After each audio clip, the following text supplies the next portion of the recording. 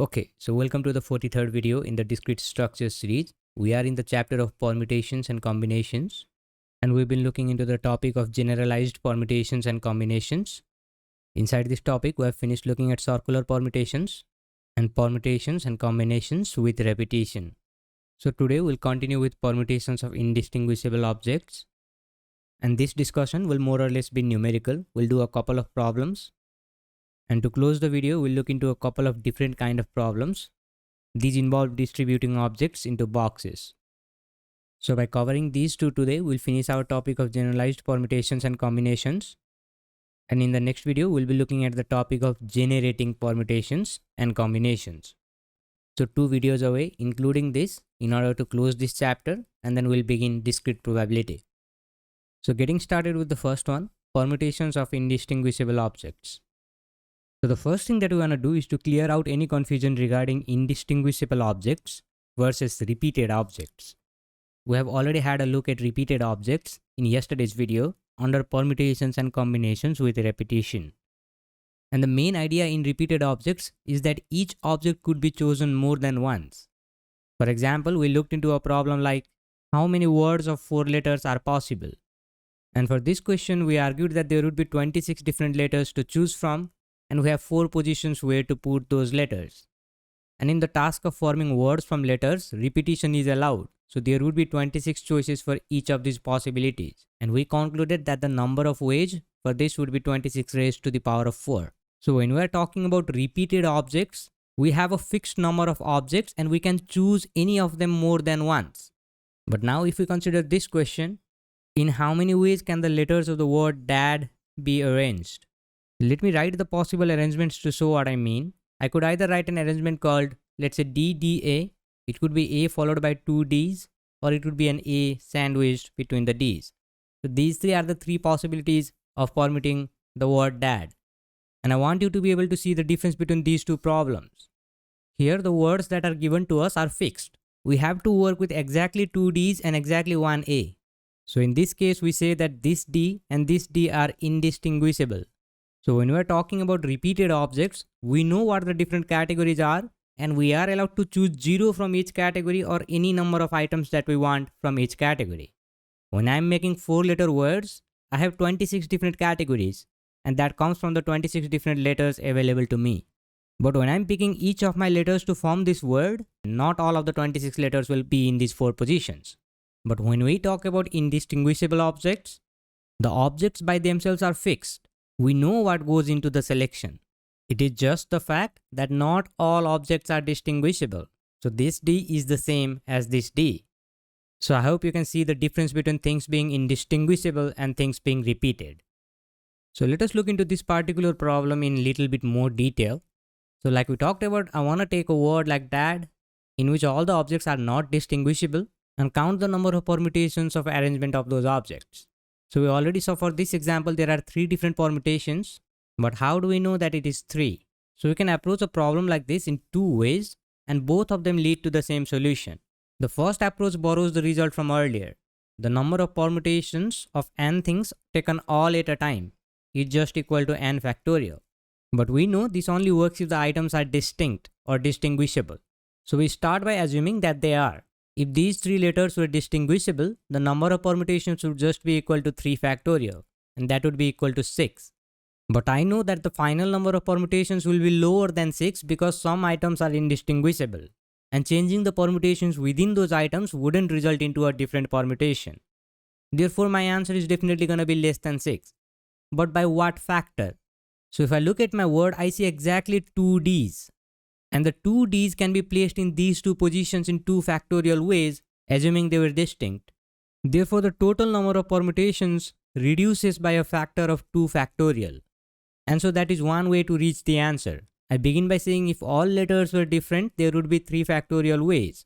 But within these 3 factorial ways, there are 2 distinguishable pairs of D. And the 2 factorial arrangements within D will result into the same permutation. So my answer would just be 3 factorial divided by 2 factorial. In this case, it would just be equal to 3. But I can also view this problem in this way. For 3 different letters, I consider there are 3 different positions. And my job is to put 2 Ds, I have a total of 2 Ds and 1 A. So 2 Ds and 1 As should be put into these 3 positions. So in order to put my 2 Ds, I'll choose any 2 random positions out of 3. So out of 3, I want to choose 2 positions. But will this be a permutation or a combination? I hope you can see that the order of my choice does not matter and I should be taking a combination.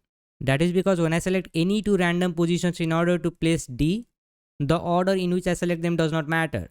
If I select this one first and this one second, I'm gonna get a D here and a D here. But if I happen to select this one first and this one second, that still creates a D here and a D here.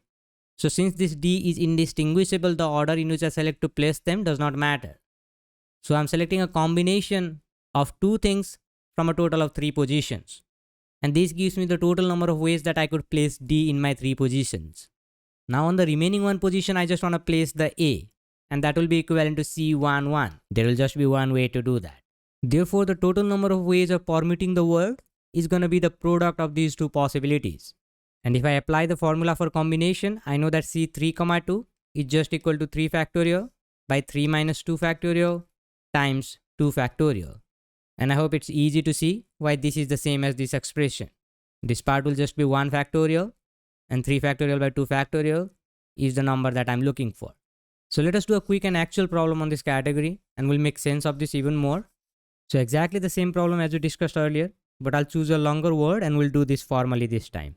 In how many ways can the letters of the word success be arranged? Okay, so 2 ways to solve this problem, as we saw with the problem with the word dad. So I could start by considering that there are 7 different positions for this word with 7 letters. And I see that I need to place 3 of S, 1 of U, 2 of C, and 1 of E. So out of my 7 different positions, I'll select any random 3 for my S.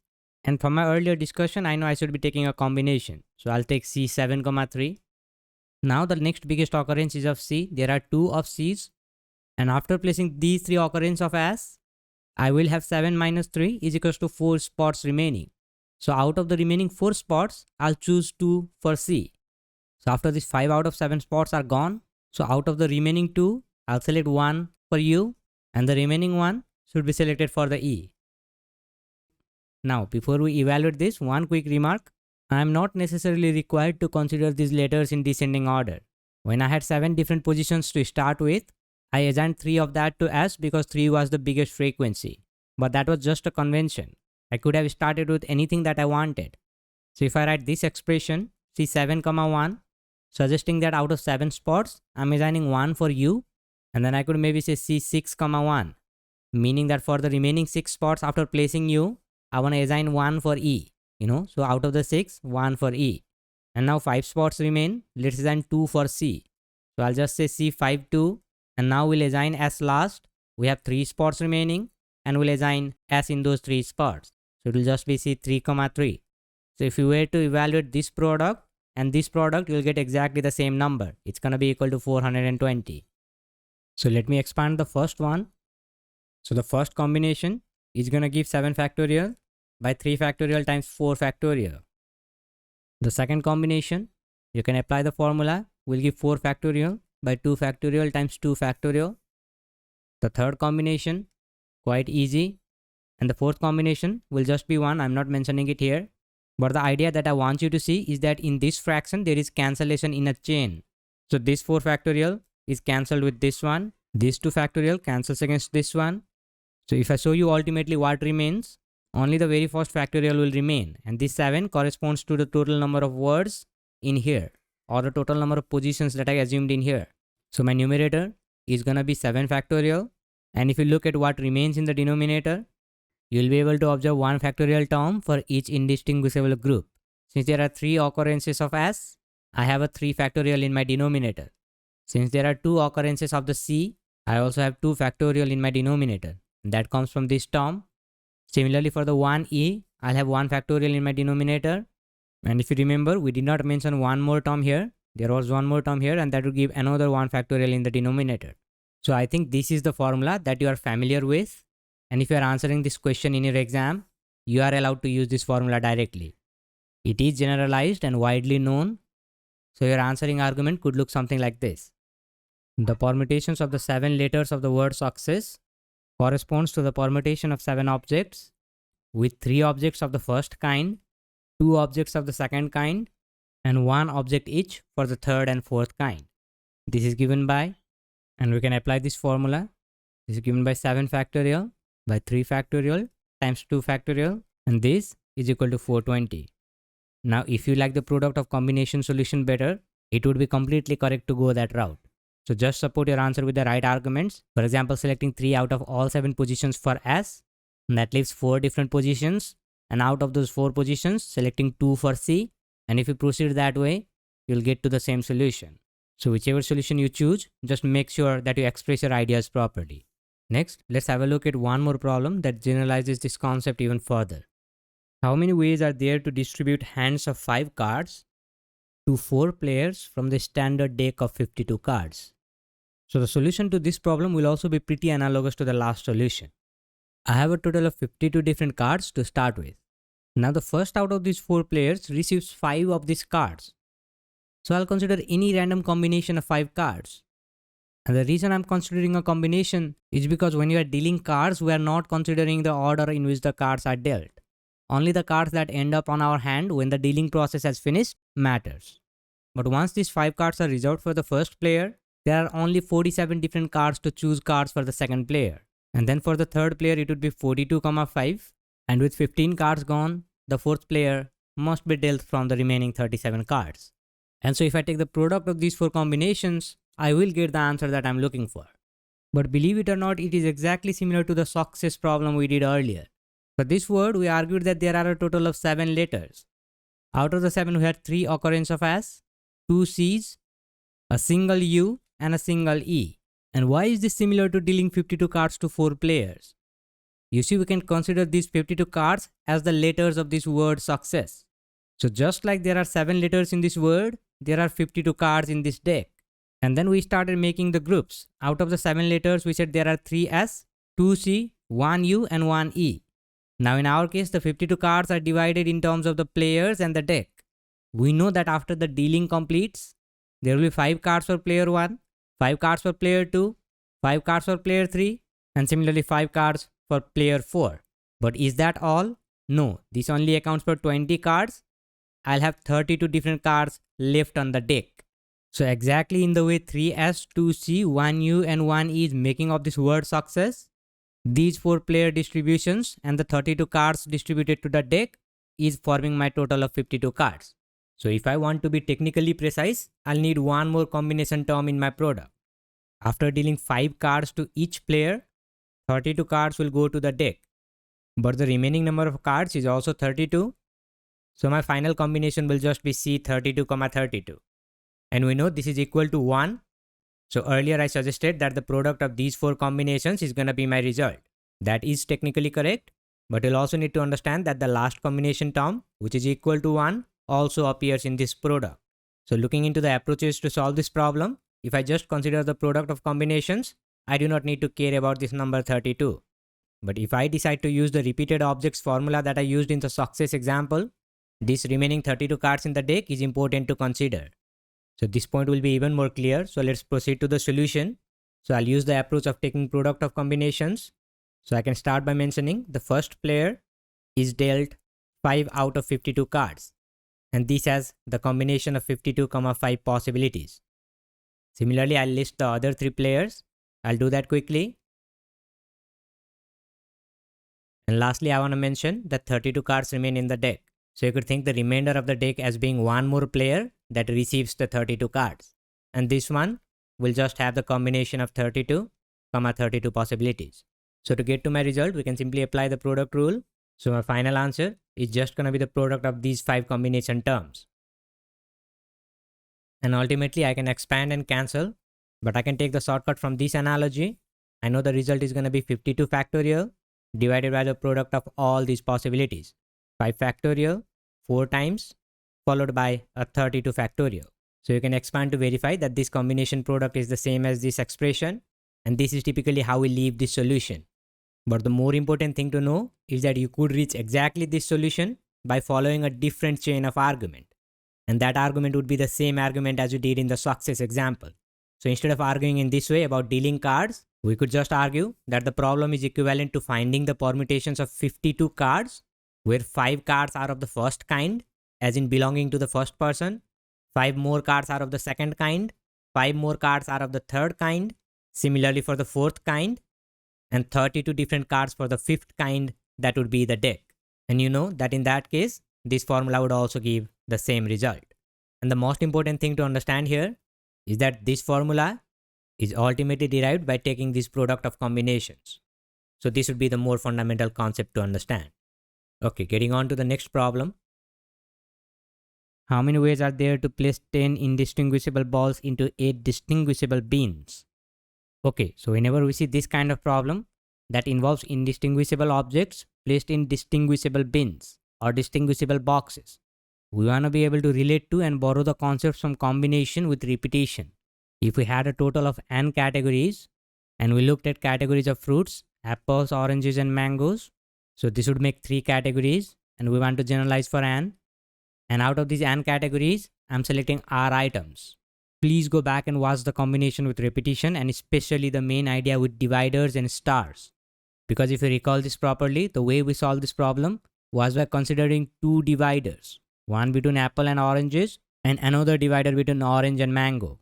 And we argued that for 3 categories, we have 2 dividers. For n categories, we would have n minus 1 dividers in general. And now in order to select r items, all I wanted to do was to place r stars. For example, if I wanted to select 5 fruits, I could do so by selecting 3 apples, 1 orange and a mango. And therefore the number of these stars would be equal to the value of r.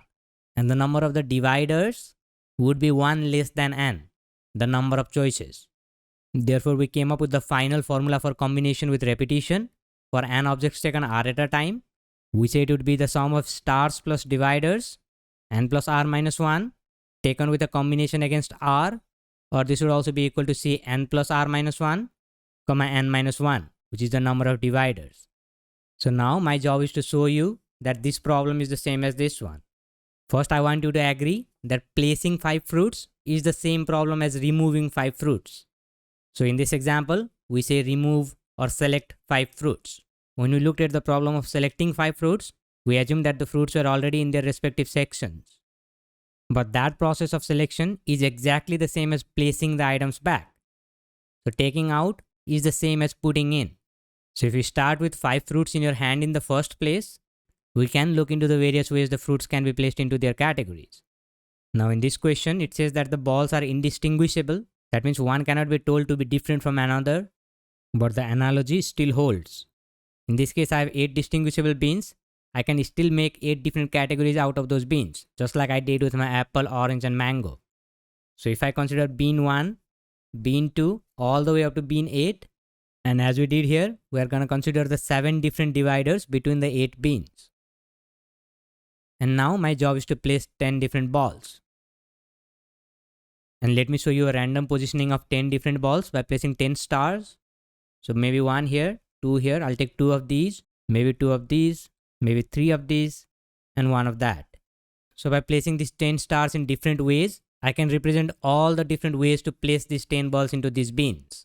And I know that each of my placement is analogous to the placement of these 10 stars and the 7 dividers.